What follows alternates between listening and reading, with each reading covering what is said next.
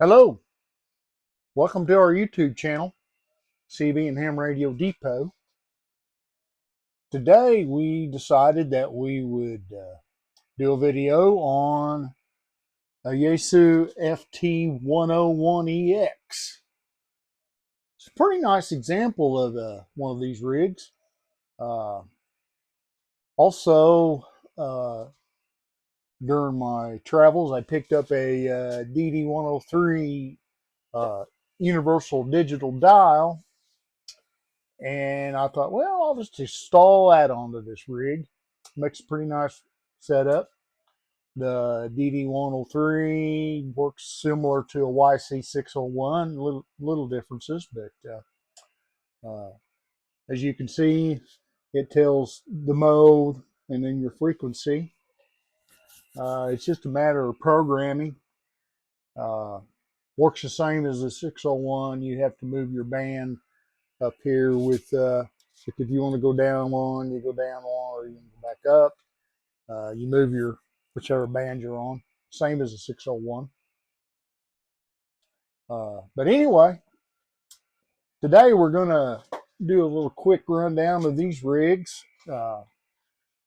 This was my first rig I ever owned when I got my first license back in the early 80s. So yeah, these I kind of got a soft spot for them. So anyway, let's get to it. Here on the front, you have your power switch and your heater switch. And of course, you have to turn your heaters on to get your tubes to light. That seemed to be Yaesu's MO back in these days.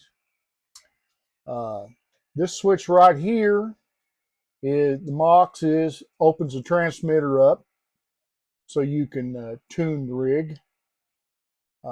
Vox is down, so if you want to use Vox microphone or a headset or whatever you wish to do. If you're using a microphone, you just leave it and push to talk. Now this has a processor switch on it, which this rig does not have a speech processor. The speech processor was not installed in the EX, made the price a little cheaper, and they did not install it.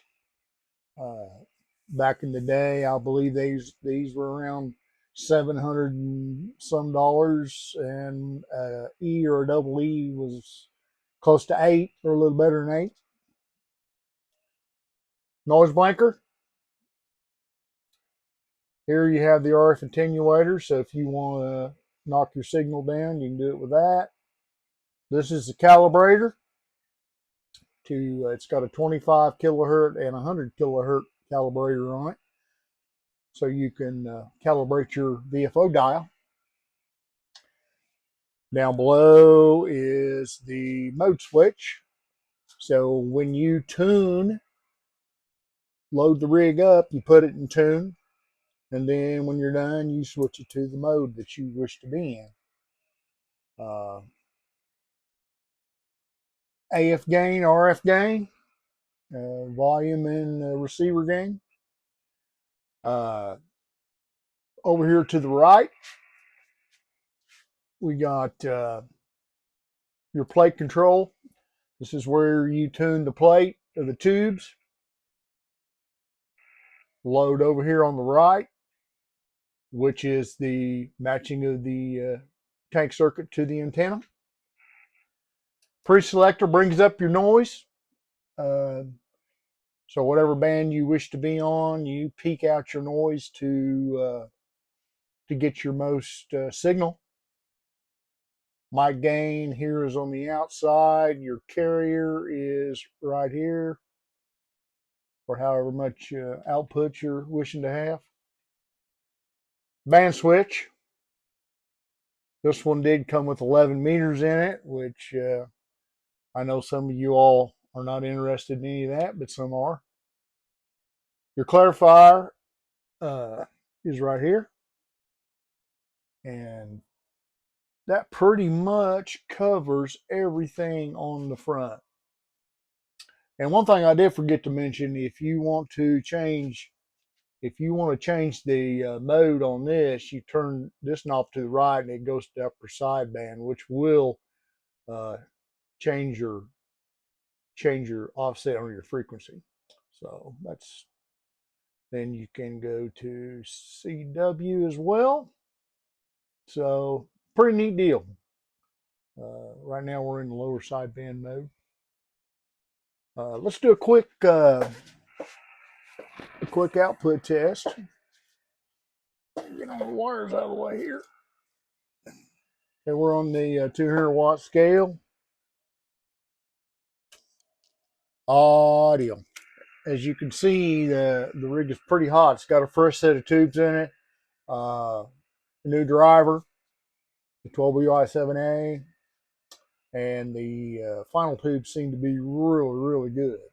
So, okay, let's spin it around and we'll cover the back. Okay, now we got a view of the rear of this rig. Start over here. This is, of course, the AC hookup.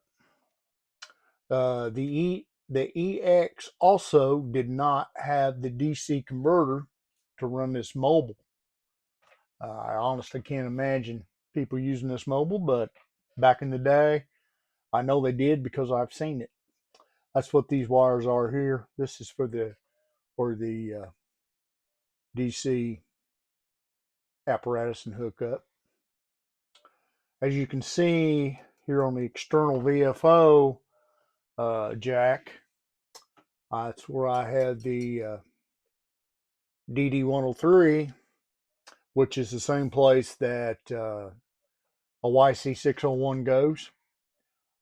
If you use one of these rigs with a 601, you plug it in here, and then there is you plug your VFO in here, and then you can plug the digital readout into it. Key, quarter-inch key. This is accessory plug. Its main function, it's got two pins shorted together, and this is what turns the current on to the final tubes. So without that in there, it is not going to do anything. Antenna jack, your PO adjust. So if you want to set your power out on the front meter to your watt meter, this is where you do that. This is where the fan hooks in. And by the way, this does have a new fan on it. Down here, we have a fuse. This is for a receive antenna down here, which they still use that today, actually. Some of them use, the newer ones are using 239s, but a lot of them just had a Motorola RCA. Then over here on to the left of that, this is RF out. So whatever the function is for that, you can use it to do several different things. Here in the middle, this is foam patch stuff. You have your speaker, external speaker, if you have a external speaker. It's got record and a trip. It's got a manual push to talk here and IF out. So that's basically it. These rigs have very little controls to have to worry about, and they work really good. And like I say, I'm kind of partial to these things.